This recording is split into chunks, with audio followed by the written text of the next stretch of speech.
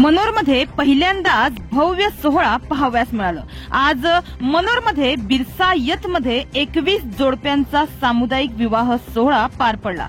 ग्रामीण भागातील गोरगरीब कुटुंबांसाठी वरदान ठरलेला असा हा सामुदायिक विवाह सोहळा मोठ्या थाटात पार पडला।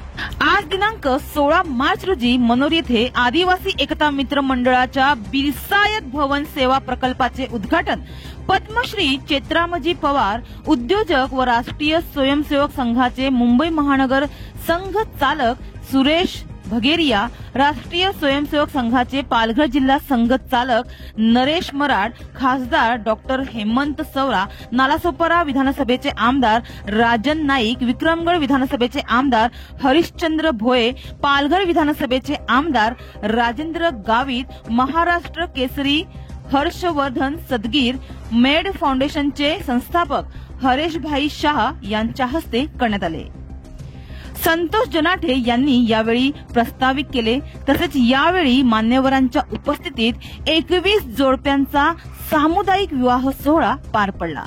या प्रसंगी बिरसायत भवन येथे विविध 10 सेवा प्रकल्पाचे उद्घाटन करण्यात आले।